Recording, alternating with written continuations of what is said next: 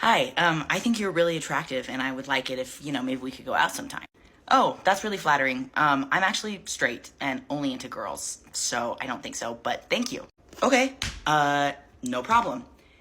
Hey, I think that you're really attractive and that we should go on a date sometime. Oh, I'm straight. I don't really, swing that way. Well, I'm a man, so. Right, and that's totally valid, but I just don't like pussy. So, sorry. Okay, that's totally fine. I will try the gay male community. Hi, I think you're really attractive and that we should go on a date sometime.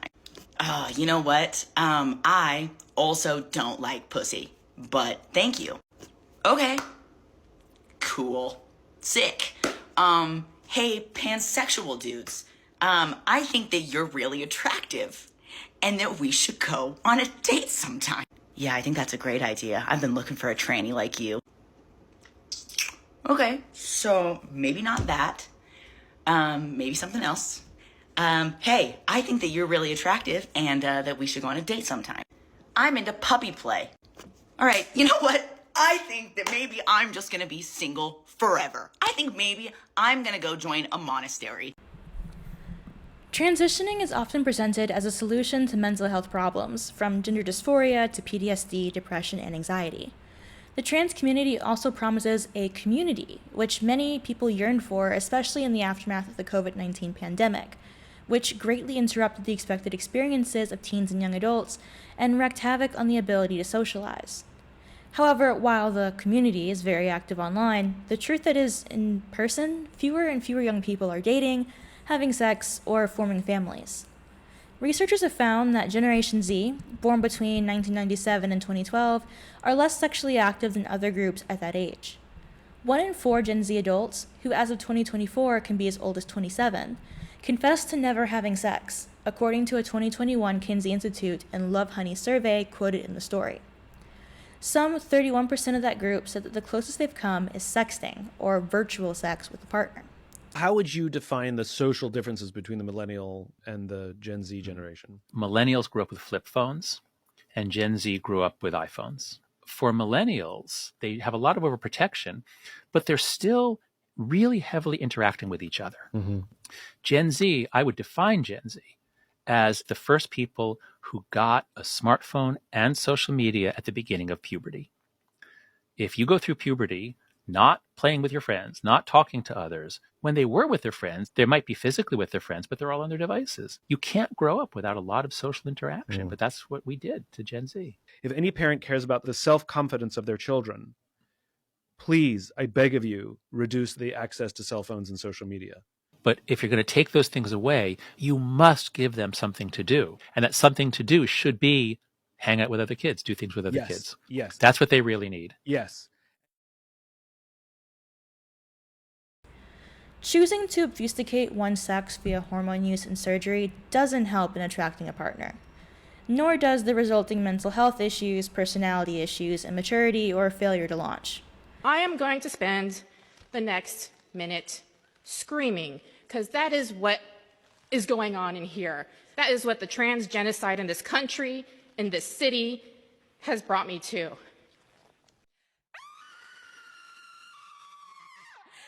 Okay, fine. Are we doing this? Cool.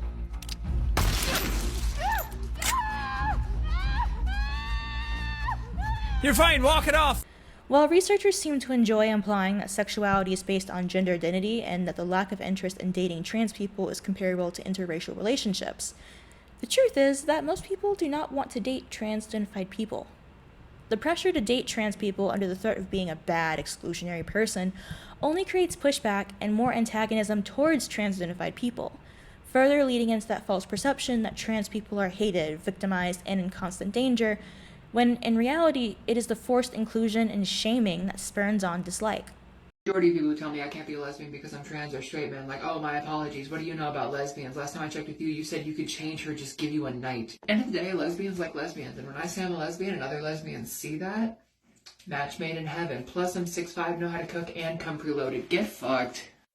Again, this is why lesbians require female exclusive spaces. And this is why I support LGBT Alliance as a charity because it actually acknowledges how these are men that are trying to invade lesbian spaces. They can see that, unlike all the other LGBTQ plus organisations that villainise especially young lesbians for saying this isn't right or not going along with this gender identity stuff. I just can't believe the amount of likes that these kinds of videos get on here. It's horrifying considering the primary users of this platform are around my age, which are likely the most captured.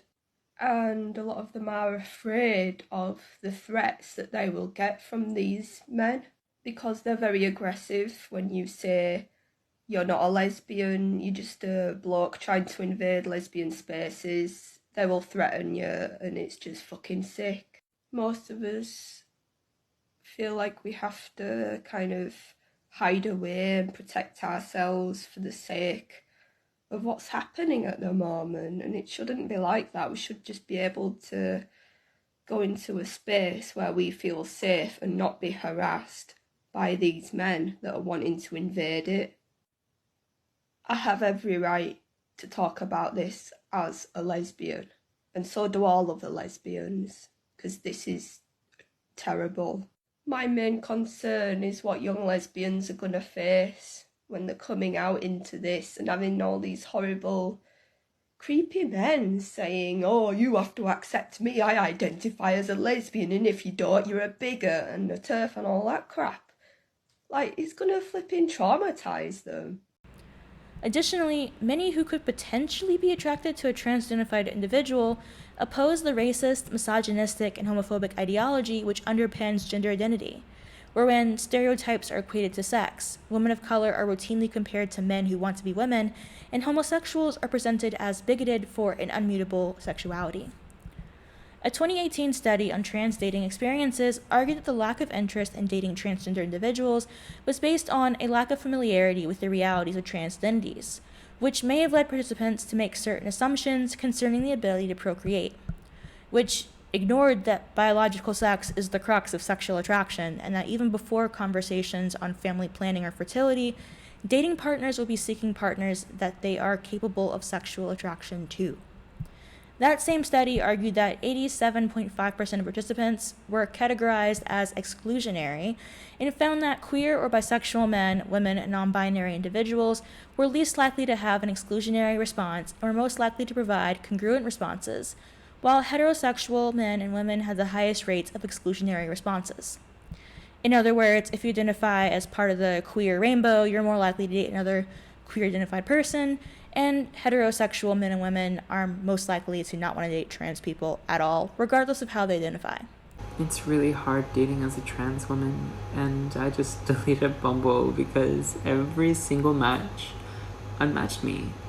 And I don't think they read my bio, and as soon as they saw a trans woman, they unmatched. I honestly don't know if I'm gonna find anyone, especially here in Japan, where the LGBTQ community is so small. I might just have to go overseas. Apparently, I'm way too cis-passing to be dating a trans person because I went on a date with a non-binary person and they told me flat out that they had to look at my Hinge profile a few times just to make sure I'm not a cis man because I look way too much like a dude. My voice also doesn't give it away. I don't have the typical trans voice, whatever that means. And it really had me thinking, is that why I struggle to date fellow trans people? Because they either think I'm a cis man and therefore they think I'm dangerous, or they just can't imagine me being trans at all? Inquiring minds like to know. Like, I really would love to know. By undergoing procedures that make it difficult to determine sex, and which, for lack of a better term, disfigure the traits that people who are attracted to one sex are allured by, for example, breasts or a masculine face, the dating pool grows immeasurably smaller.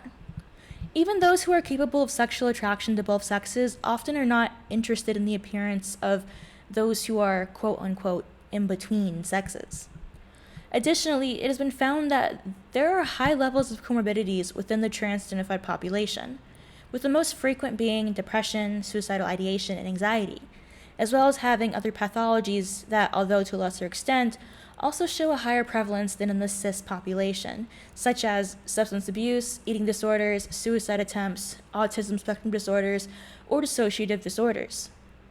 Appearance and mental health are not the only aspects of transgender identification that can prevent human connection.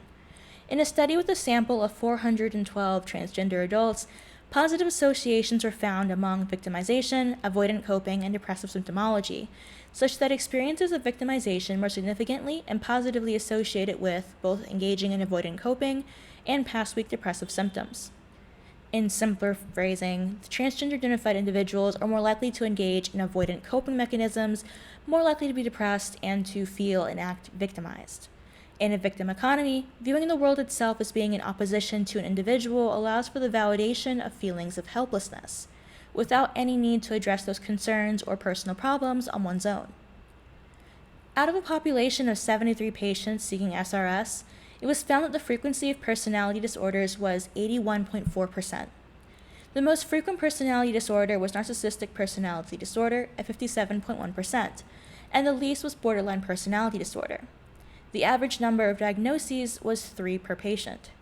I don't think people fully understand what being a narcissist is. It's not just about being self-absorbed or loving yourself or, being obsessed with yourself. Being a narcissist is very calculative. It's very premeditative. They pick their victim for their ability to be very empathic, very kind, very giving, very loving. They pick them for qualities that they want within themselves that they cannot have. And they will first love bomb you. They will probably know you for a month or two, and all of a sudden you're their soulmate. And they seem to be like the perfect partner because in reality, they're mirroring you. They're mirroring all your likes, all your dislikes, and you seem like the perfect partner for them. Then as time goes by, you start seeing inconsistencies and they start gaslighting you.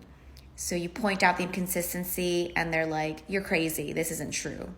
And or they're excessively lying. All the while, they are reaching out to old supply and new supply. And by that, I mean old girlfriends, new women on the side. They are texting, doing the same scheme. So imagine being able to uphold multiple personalities, multiple identities with multiple women at the same time. That, with very little effort, that is premeditated, that is very calculative, and that's very manipulative. Coupled with the unemployment rate among transgender people being 18%, more than 4 times the current national rate, is it any surprise that trans-identified individuals have a hard time dating, making friends, or settling down? And amidst all these statistics is the burgeoning health detriments caused by surgeries and hormones, which we will see many trans-identified people being disabled or even potentially dead from within a few years, if decades. And the false promises of transitioning solving all issues. Altogether, it creates a recipe for tragedy. A trans-identifying TikToker, Griffin Sivret, has sadly passed away at the age of 24. The cause of death has not been released, but Griffin had been suffering from life-threatening complications resulting from the gender surgeries for years. Some of these complications included respiratory failure, sepsis, and kidney failure.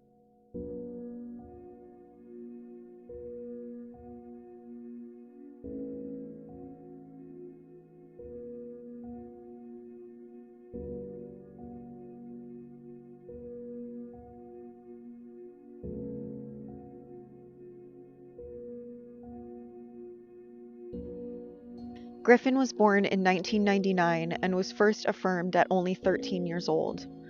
Griffin then went on to receive testosterone injections and a double mastectomy before the age of 18. Griffin also underwent an elective hysterectomy, a phalloplasty, and numerous emergency revision surgeries. Vulnerable young people like Griffin are being told by both trans activists and medical professionals that gender-affirming care is life-saving, and without it, they will commit suicide.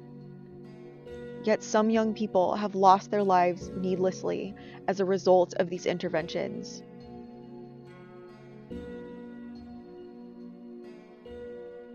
This is a tragedy, and my heart goes out to Griffin's friends and family. If you or your child have been harmed as a result of the experimental practices known as gender-affirming care, you are not alone. Transition Justice is here to support you.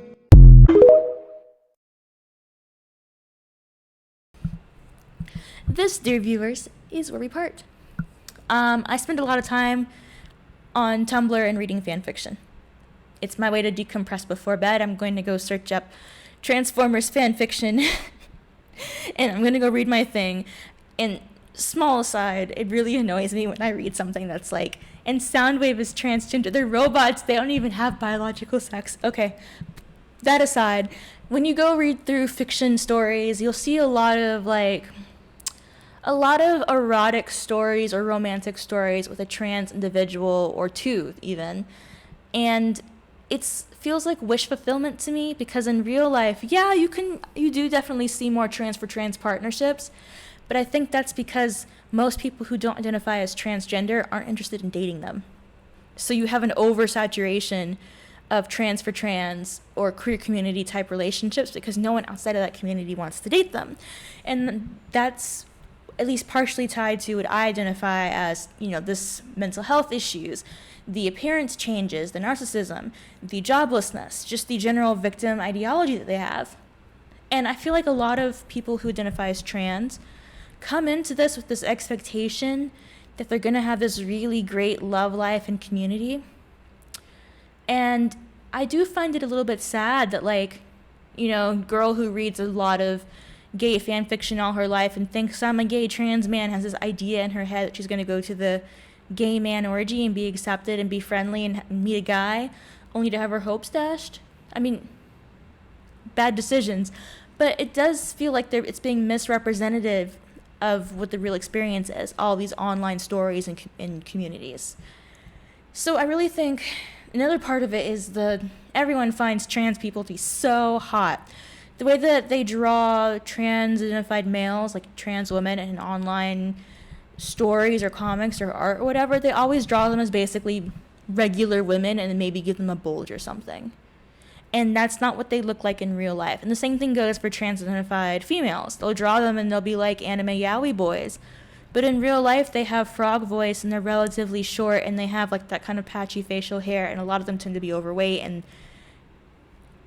even as a lesbian, hypothetically, I could be attracted to a trans-identified woman, but I'm not, because A, the ideology you believe in is like a cult to me, and I don't like that. And two, you've erased a lot of the traits that I'm attracted to in women. You no longer have a female appearance. You've tried to hide your breasts, you've tried to hide your body type, you're hiding a lot of the features that people are attracted to because they're attracted to your sex, not your gender.